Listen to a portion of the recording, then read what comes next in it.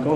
At hindi ko nga naranasan ang magpasarap sa buhay ko kasi inuna ko ang pamilya ko. On that time, nais ko kasi ang tatay ko noon eh. Kaya ako tumayong bilang padre pamilya para sino ba ang Diyos, ang tunay na Diyos at bakit ako narito sa lupa. So lumipat ako sa Iglesia ni Cristo at gusto kong malaman, naging born again ako. Doon ko nakita na ganito ang nangyari sa akin. So naghanap pa uli ako at ang gusto ko sanang pasukan noon ay kay Brother Eli Soriano. Dating daan. Dating daan. Kung hindi ito sa Diyos, ang isang Muslim ay hindi ito bibigyan ng ganitong biyaya. Doon ako namangha. Bakit may paraan? sa Muslim, Pwede. pwedeng payagan ang maraming asawa. So yun ang dahil sa'yo. Oo, dahil on that time, namangha ako, nang dinala nila ako sa sambahan ng Muslim. Sino ba ang Diyos ay nasagot sa akin doon sa malinaw sa Quran. Tanggit mo, nakarating ka pa ng Afghanistan. Oo, nakarating ako, brother, sa Afghanistan. So, hindi ka pa Muslim doon nung panahon na yun? Kaya nagamit sila sa masamang paraan. Bakit? Ba't ko sabing masamang paraan? Itong mga Amerikano, sila pala ang nagturo kung paano magtanim ng opium.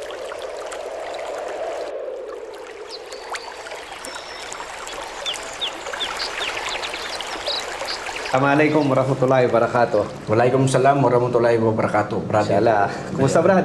Alhamdulillah, brother. Okay. Welcome, Brad, sa My Studio Channel. Alhamdulillah. At ako'y naimbitahan dito. At ako'y natutuwa at kinakagal ako na mai-share ko ano yung bakit ako nagbalik Islam. Okay. So, hindi lang yung brong pagbalik Islam. Kwentuhan mo kami ng ilang bagay tungkol sa iyo.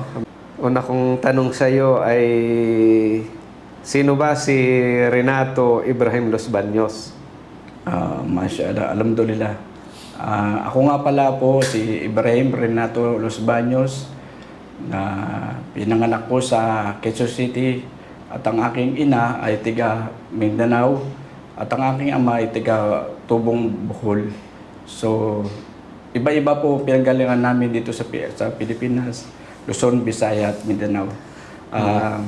Ako nga pala po ay nakatapos ng electrical engineer at nakapasa po ng board exam.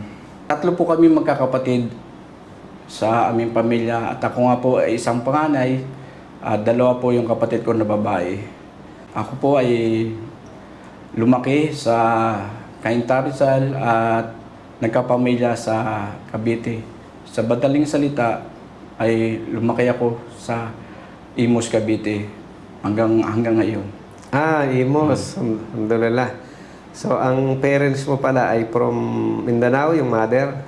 Mindanao, tiga. Sa Mindanao, Brad? Season, Surigao del Norte.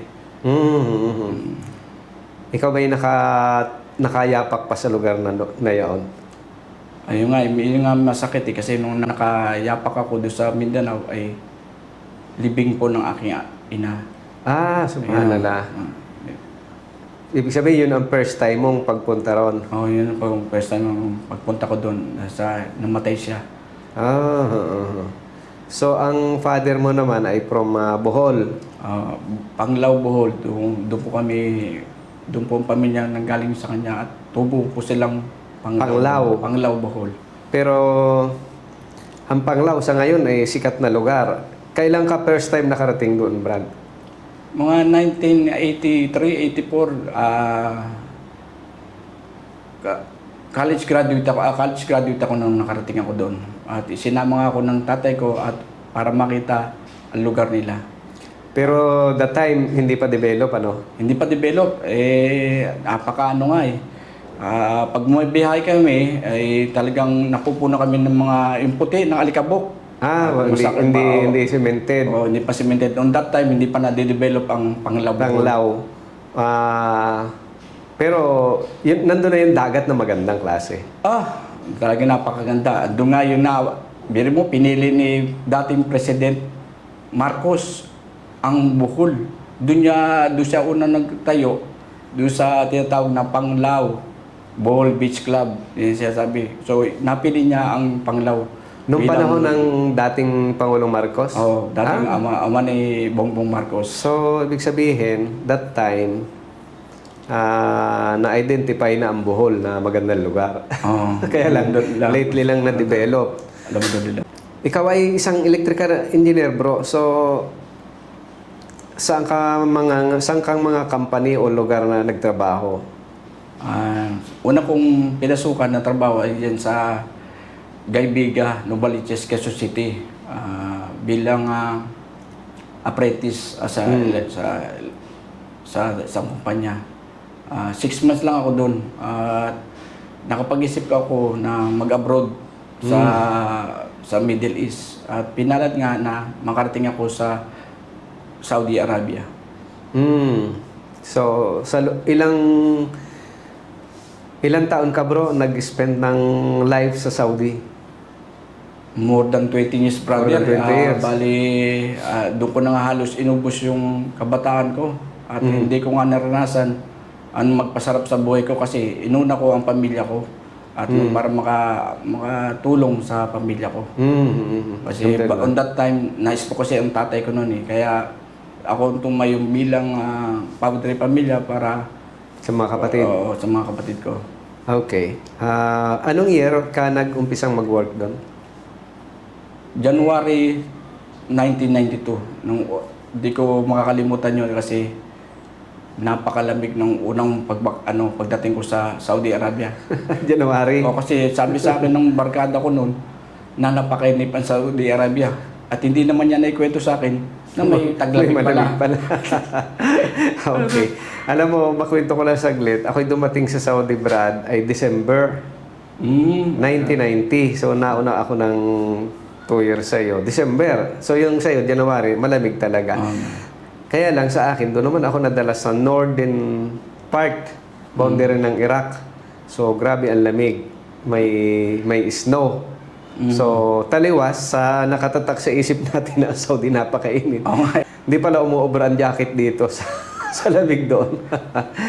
So, 1992. So, nag-exit ka. Anong year na? Bali, nag-exit ako December 1997. Almost 6 years ako doon. Dalawang kumpanya ang napasukan ko noon. Isang private company at isang semi-government company na ang huli ko nga doon ay gold mine ako nagtrabaho doon. 4 na taon ako sa gold mine. Doon mo natagpuan ang Islam sa Saudi, Middle East? Hindi pa kasi after nung 1997 yun ay nagpahinga muna ako ng 2 taon dito sa Pilipinas at naghanap-hanap din ng trabaho muli. Dahil nga kasi kaya inabot ako ng 2 taon dito sa Pilipinas na dahil gusto kong magkaanak. 1998 ang ako ikasal. Kaya gusto ko muna bago ako umalis ay magkaroon kami ng anak. Pero sinamang palad at namatayan nga ako ng 2 anak magkasunod 1998 at 1999 kaya nag-decide uli ako na bumalik ng ibang bansa. Saudi Pero ulit? hindi sa Saudi Arabia na. Ayoko nang bumalik sa Saudi Arabia dahil ang ano ko noon gusto ko medyo open country. Kasi medyo mahigpit sa Saudi Arabia noong that time. Pero sa kahigpitan nila, tama naman yung paghigpit nila eh. Napakaganda yung paghigpit nila. Nasa lugar. Nasa lugar talaga paghigpit nila. Katulad yung hindi ka pwede kumala kung saan na habang sila ay nagdarasal o sila ay tumatawag ng panalangin na hindi ko alam na yun pala yung tawag ng panalangin sa dakilang lumikha. Kaya lang, ang kabataan, yung medyo bata pa tayo, gusto natin ay free na lugar. Oo, bali, siyempre, ano tayo, tinatawag na gusto nating excel natin sa ibang lugar, yung nalalaman natin, at medyo malaya. Okay. Makainom. Yun ang mga medyo masunod yung mga layan natin. Nakagawian dito. Okay, ganun talaga eh. Pero yung pagyakap mo sa Islam, sa Saudi rin? Bali, binalik ako doon, di Allah subhanahu wa ta'ala, after 10 years. So hindi ka agad. Hindi ka agad Okay. ako bumalik. Bago tayo dun bro, sa kwento ng pagyakap mo sa Islam, ay gusto kong magka-idea. Ikaw ba'y may background sa ibang pananampalataya? Kung mayroon, bukod sa pagiging Catholic? Oo, brother. Sa katunayan nga marami akong sekta ng religion na inalam o pinasukan. Unang-una ako ay pinanganak at binigyan bilang isang Katoliko. At ang aming pamilya ay Sagrado Katoliko. So, on that time, medyo marami akong katanungan tungkol sa sino ba ang Diyos, ang tunay na Diyos, at bakit ako narito sa lupa. So, lumipat ako sa Iglesia ni Cristo at gusto kong malaman, kasi sa Katoliko, ay malabo kasi na doon pala sa unang testament sablay na sila. Sinabi doon na huwag kang magkaroon ng ibang Diyos maliban sa akin. At huwag kang magkaroon ng anumang rebulto na sa harapan mo, dadalangin yan. So nakapag-isip ulit ako na maghanap ng tamang religion, pero di ko alam kung ano ba talaga ang purpose ng buhay. Kung ano ba talaga, bakit tayo narito. Yun ang Yun ang hinahanap mo. Inaalam ko. Hanggang naging born again ako. Doon ko nakita na ang born again ay mas lalong malabo. Mas lalong paniniwala kasi wala namang sinabi sa Biblia na magsasayaw at kumanta habang ikaw ay nanalangin o nagwo-worship sa Panginoon. So, ganito ang nangyari sa akin. So, naghanap pa uli ako at ang gusto ko sanang pasukan noon ay kay Brother Eli Soriano. Dating daan. Na nakumbis niya ako sa mga napapanood ko sa TV tungkol ano ba ang konsepto ng Biblia. So, kasi on that time, hindi ko naman alam na mayroon pa palang isang libro na magbubukas sa akin kung sino ba ang tanging Panginoon, na walang iba kundi ang Quran. So, hanggang sa nagkaroon ako ng isang problema sa aking asawa dahil sa paano nga ba ako magkakaanak muli? Kasi sabi sa akin ng doktor na malabo na akong magkaroon ng anak o mabubuhay ang anak ko sa sinapupunan ng aking ng asawa ko dahil nga sa may sakit. Dahil sa ganun, nakapag-isip ako hanggang sa bumalik ako ng Saudi Arabia after 10 years. Ay doon ako na-assign sa Madina na napakahigpit. Pero on that time, nagtrabaho na nakasama ko ang mga isang balik Islam at saka isang born again, at nagtatrabaho kami sa Saudi Electric Company. So on that time, namangha ako nang dinala nila ako sa sambahan ng Muslim doon sa Madina. Yung tinatawag na kay Propeta Muhammad sallallahu alaihi wasallam, na tinatawag na isa sa pinaka-sagrado na lugar sa Madina. At doon ko natantya na bakit kung ito ay isang Muslim, paano ito, bakit ito ay binibigyan ng biyaya? Yung Saudi? Oo, isang Saudi. Kasi ang katanungan ko doon, kung hindi ito sa Diyos, ang isang Muslim, ay hindi ito bibigyan ng ganitong biyaya. Doon ako namangha dahil napakaganda talaga ang Madina. Hanggang naka-assign uli ako sa Makkah. Doon ako napamangha dahil alhamdulillah, napakaganda ng Makkah. Wala pa akong nakitang lugar noon na ganitong kaganda sa buong mundo. So, on that time, napaisip ako, siguro nga, ano ba nga ba itong Muslim? Sino nga ba ang Muslim? At angkop na angkop sa aking katanungan dahil sa may problema nga ako sa asawa ko na hindi na ako magkakanak. Ang gusto ko mag-asawa uli kasi ayoko nang magkaroon ng kabit. Gusto mo yung... Gusto ko yung legal So, na pakakasalan ang isang babae para magkaroon ako ng anak. So, yung idea na yon ay sa Islam meron. Doon nga, doon nga pinakilala sa akin ni Allah Subhanahu wa Ta'ala kung sino siya. So, sa pamamagitan ng aking brother, ay dinala niya ako sa Islamic Center at doon ko natantya o nalaman ang katotohanan tungkol sino ba ang mga Muslim at ano ang Islam.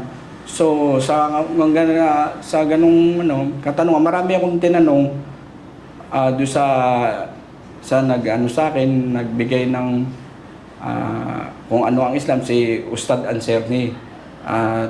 Dinawahan niya ako kung sino si Jesus o si Prophet Isa alayhi salam. Kaya doon ko nantandya na ang aking katanungan ay nasagot na. Kasi una kong katanungan noon, sino bang Diyos at ano ang bakit ako narito sa lupa? Doon sa sino ba ang Diyos ay nasagot sa akin doon sa malinaw sa Quran na sinasabi niya na siya lang ang dapat sambahin at wala nang iba.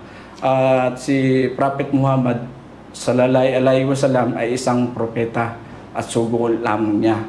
So, doon ko natantya na sagot din sa akin, what is the purpose of life? Doon ko mababasa, doon nyo pong mababasa sa Quran 51:56 na di ko nilikha ang jinn at tao maliban na ako ay sambahin lamang. So, doon ko talaga natantya na ang pinagsasabi sa akin ang brother tungkol sa Islam. May basihan. May basihan. Kasi ang panahon noon, Muslim lang ang alam ko. Kasi alam ko lang Muslim ay masama. Mamatay tao, magulo. So, hindi pala totoo yan. Hanggang sa doon ko rin napatunayan, doon sa Afghanistan, nang ako'y na-assign. Ibig sabihin, Brad, sa kwento mo, sa loob ng 20 years, after 10 years, pagbalik mo sa Makkah, sa Saudi, doon pa na-introduce ang Islam. Gusto ko nga Parang gusto mong alamin bakit sa Islam ay legal? Bakit may paraan? sa Muslim Pwede. Pwedeng payagan ang maraming asawa na So yun ang dahil sa'yo. Dahil sa Biblia, pinag-aralan ko ang Biblia, wala na halos sa lahat naman ng karakter doon sa Biblia ay nag-asawa ng more than isa. So tama. dito ko napagtanto na ang Islam ay wala nang iba, wala nang duda. Wala nang duda. So, iba-ibang paraan ng Allah, alhamdulillah. So, ngayon, nabanggit mo, nakarating ka pa ng Afghanistan. Nakarating ako, brother, sa Afghanistan. Bali, so, hindi ka pa Muslim doon, nung panahon na yun? Bali, year back 2005, between 2005 and 2006. At na-assign ako sa dalawang base ng militar. Base Amerikano at base British. Base militar. So, hindi ka pa Muslim. So, kaya lang, Afghanistan, Muslim country. Oo nga. Anong controversial na lugar yung Afghanistan? Anong tingin mo diyan? Anong observation mo diyan sa mga local, mga Afghani na tinatawag? Sa obserbasyon ko doon sa Afghanistan, tahimik naman sila. Bilang isang Kristiyano, at naunawaan ko ang kanilang kalagayan dahil nga siyempre hindi sila masyadong na-develop, wala silang pinagkukunan ng pagkakakitaan, kaya nagamit sila sa masamang paraan. Bakit? Ba't ko sabing masamang paraan? Itong mga Amerikano, sila pala ang nagturo kung paano magtanim ng opium. Kasi ba't ko nasabing magtanim ng opium? Kasi nung panahon na yun, nawala ang aking mga kasama sa trabaho.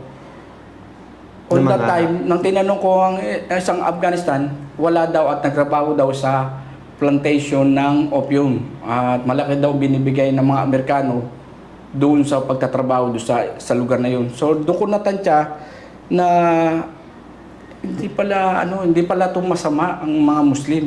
Kasi iniisip mo dahil hindi naman silang sumasalakay sa ibang bansa, sila ang pinupuntahan. Tapos ang ginagawa ng media, kung ano-anong pinagsasabi sa mga Muslim na ganitong masamang tao. Samantalang ang mismo Amerika ang nagdala ng kasamaan Sa lugar. Sa lugar ng Afghanistan. Ibig sabihin, nasa base militar ka. Sa base militar ako. So, ibig sabihin, yung mga kasama mong Afghani, tauhan ng base militar ng American. Bali kasi ang ginagawa namin doon, ang trabaho namin ay mag-deliver ng concrete. So ako yung naka-assign namahala sa isang concrete sa batching plant na nagde-deliver ng mga semento Okay. So, sa base militar. So, pinull out ng mga Amerikano yung mga lokal para dalhin sa pag-harvest. Ang pag-harvest. So, ibig sabihin, sila ang may patanim. Mga So ganun na nga sundalo. kasi so on that time nung sinabi sa akin ng Afghans, hindi kagad ako naiwala. Pero nung ako ay nang nasa taas na ako, nang nakasakay ako sa isang helicopter ng pagmamayari ng mga German, ay doon ko nakita dalawang mata ko malinaw na tinuro ng isang Aliman yung plantation ng Mga opium. So doon ako naniwala doon sa sinabi sa akin ng Afghanistan na ito palang mga Amerikano ang nagdadala ng kasamaan Sa lugar. sa lugar na yon. Malaking business kasi ng CIA yung Yung CIA na yun. opium. Actually bro, yung natapos lang ang military doon sa Afghanistan nito lang, hindi pa matagal, panahon ni Biden. Okay. Sa totoong buhay, hindi naman yung gera sa ibang bansa ay business ng mga Western. ang tawag kasi diyan military contractor. So habang ang laki kasi ng budget ng gera ng US. So lahat ng connected sa supplies ng gera na sila din ang may hawak. So ang laking pera. Kumbaga, ang pera galing sa gobyerno, kinukuha nila, dinadala doon at pinagkikitaan sa mga business. Yun ang totoo. Kaya wala tayong magawa doon. Okay, baka tayo ay Alhamdulillah at ikaw ay ginabay ng Allah sa Islam. So, anong taon ka yumakap sa Islam, Brad? Sa mga 2013, mga September 2013 nang ako'y yumakap ng lubusan sa Islam kasi nung panahon yun 2012 medyo nagsyahada nga ako. Siyempre pinag-aralan ko muna ang Islam. Hindi pa ako lubos na bilang isang Muslim, pero tinanggap ko na may isang Diyos at may huling propeta. Yun ang pinaka essence ng pagtanggap ko sa Muslim. Pero yung Islam, lumalim. At alamin ko pa. So, after 6 months ko pa nang napagtansya ko na wala nang ibang reliyon. Islam talaga? Islam talaga. Wala nang iba. Okay. Sa pagyakap mo, Brad, sa Islam, ano yung nakita mo na maganda sa Islam? Dahil, bagamat ang intention mo ay mag-asawa, dahil sa nga sa pangyayari sa iyo, kumbaga yun ang daan. Pero ang maganda naman sa iyo, hindi mo naman sinamantala na gamitin. Meron kasi mga ganon, papasok sa Islam, hindi pinag-aaralan, para lang ma-justify ang pag-aasawa ng higit sa isa. Actually talaga, nung nalaman ko yung pinapayagan sa mga Muslim ng pag-aasawa ng hanggang 4, nawala sa akin ng pag-isip ng mag-asawa. Kasi pinag-aralan ko muna talaga ang Islam ng nasa puso ko. Hindi naman ako pumasok na isang bagay na hindi ko pinag-aralan at inalam talaga kung ang totoo. Kasi ang basehan ko talaga is logic. Logic lang ko kasi kaming bilang... Nakita mo ang logic sa Islam? Nakita ko logic kasi bilang isang engineer, hindi naman kami basta-basta naniniwala. Kailangan may proof. May proof. Dito, sa mga pag-aaral ko sa Islam, andun na lahat Bali 13 o 13 references ang malalaman mo kung bakit mo dapat paniwala ng Islam. Itong 13 to ay dapat ko pa bang banggit sa Kung mababanggit mo, bro. Kung sige, memorize mo pa. Una talaga sa lahat, siyempre, ang Quran. Pangalawa, ang hadith.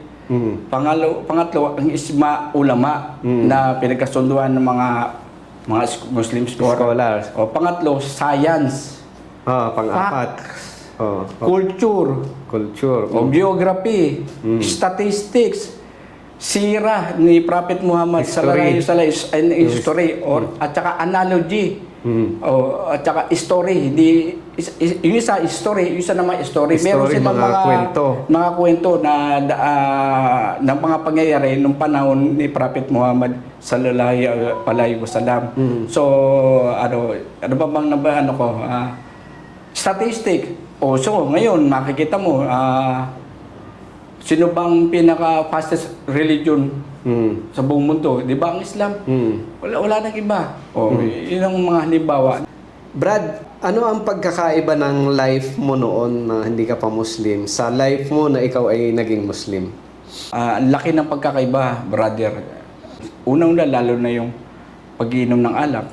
Ay malaking bagay yan para sa akin na naputol. Dahil unang-una sa lahat, ang pag-inom ng alak ay hindi naman pinagbabawalan sa Islam. At mga doktor, sila mismo nagsabi na nagkukos ng cancer ang alak. Isa na yan ang liver cirrhosis na tinatawag, yung pamamaga ng iyong liver. So sa base sa statistic dito sa Pilipinas ay mga top 5 na sakit ng mga tao dito na uminom ng alak. So, ang pangalawa, malaking tipid para sa akin. Biro mo, wala nang mga celebration na dapat kasi katulad yung birthday o mga Valentine Day o kung ano man. Christmas. Wala na yan, Christmas. So, nawala na lahat yan. At dalawa lang ang sineselebrate natin. Ito nga yung during Ramadan at saka tinatawag Idul Fitr at saka Idul Adha, yung pagkatay na pinag-utos ni Allah Subhanahu wa Ta'ala sa ating mga Muslim. Very practical at logic ang Islam. Sa pamumuhay, lalo, hindi lang sa kaya nga ang Islam ay pangkalatan. So, okay. So, health-wise, dahil walang bisyong alak, economically, ganun din. Oo, tipid saka na.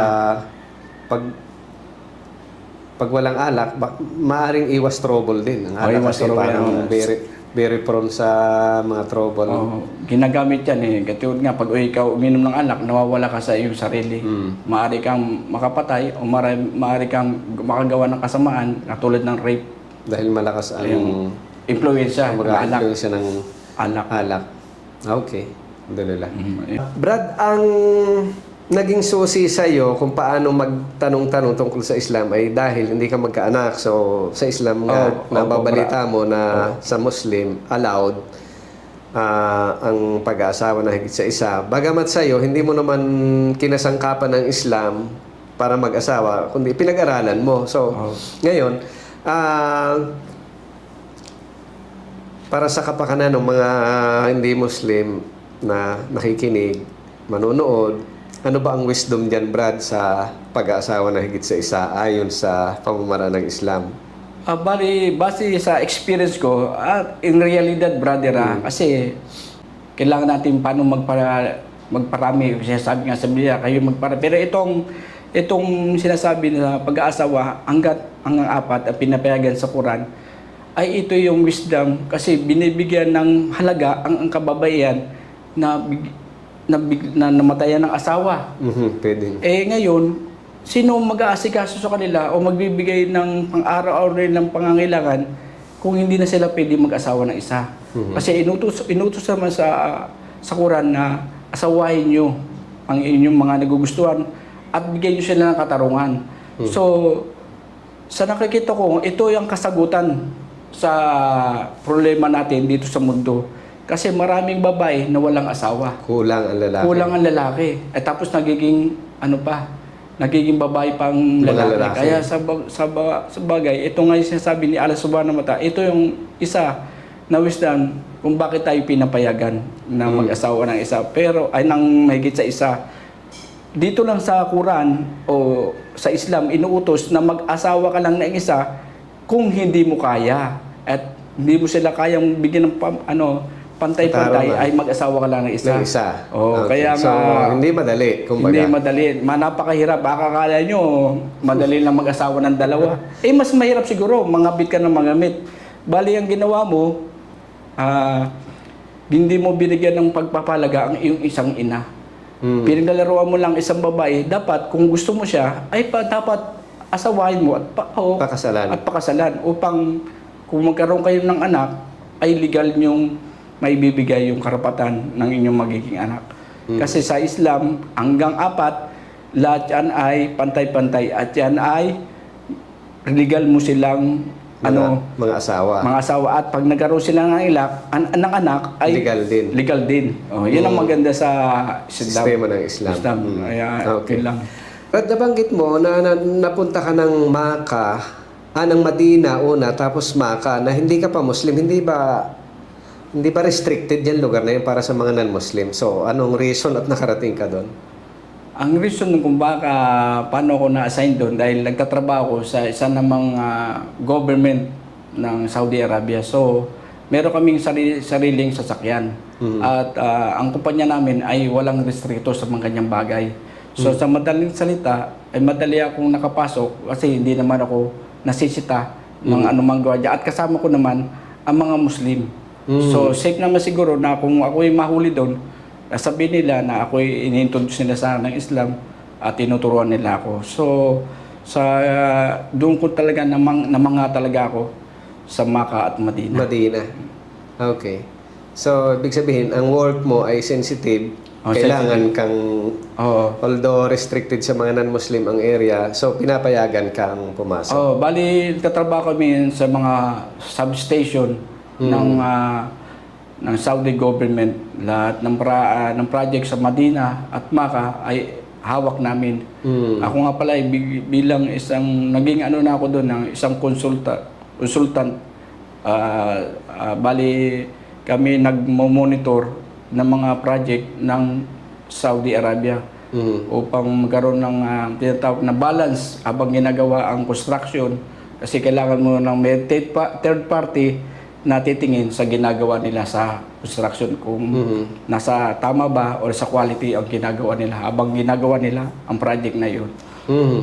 Okay, so nabanggit mo yung substation. Ibig sabihin yung mga electrical substation. Yun. Electrical substation, yun yung karaniwan. At saka building administration ng Saudi Electricity Company para sa para sa gobyerno ng Saudi government. Yun ang kaya napakaluwag ko na pumasok Sa mga kahit ako hindi pa Madina. hindi Okay. pa ako Muslim. At least, hindi ka Muslim, nakita mo ang kamanghamanghang lugar. Wala nang akong nakita. Brad, sa pagyakap mo sa Islam, meron ka bang mga naging pagsubok dahil sa pagiging Muslim? Ang maraming pagsubok, kapatid, lalo na itong ako lang ngayon nag-iisa na tumanggap sa Islam. Ang mga kapatid ko ay magkakaiba kami na ngayon pinaniniwalaan. Ang isa nga ay Sagrado Katoliko at ang isa ay Seven Adventist na akala ko, nadawaan ko, yung pala lumipat lang ng channel. Ibig sabihin, galing sa Katoliko, nag-Seven Adventist. Ngayon, nung ako'y Muslim na, dinadawaan ko sila. Pero hindi sila naniwala. Kaya ngayon, ginagawa ko na lang, ipinakikita ko lang kung ano ang Islam sa tamang gawain na ituro sa atin. Kasi ang naman kung pumasok ka sa Islam at hindi mo naman ginagampanan bilang ikaw isang Muslim, ay useless ang Islam para sa iyo. Okay. So, kumbaga, family ang pagsubok. Family ang pagsubok na napakasakit para sa akin. Pero sabi nga sa Quran, ganito na, kung sino man ang aking gabayan sa tamang landas ay walang makapagdigaw. At sino man ang aking iligaw ay walang makapagtuwid sa kanya. Yun lang ang matibay na basihan ko sa Quran. Sa ngayon, Brad, meron ka bang mga project or involvement para sa mga Muslim? Alhamdulillah, meron po sa kagustuhan o biyaya sa akin ni Allah subhanahu wa ta'ala at ako'y iniwanan ng isang lupa na binana ko sa aking lolo sa Panglabuhol. At nagkaroon ako ng share na almost 1 hectare. At inshallah, ito ay gagamitin ko sa landas ni Allah Subhanahu wa Ta'ala. Sa katunayan nga, meron kaming project ngayon na tinatawag na Masjid Tour. Masjid Tour upang imbitahan ang mga non-Muslim na ipakilala ang Islam. At itatayo nga namin yan sa Panglabuhol. At hindi lang masjid ang itatayo namin. Kasama ang Islamic Center, dyan nasa building, at halal restaurant para one at a time na lang. Doon ka na, introduce mo ng Islam, tapos mga bisita, kung kailangan ng pagkain ng isang halal, ay meron na silang makakainan.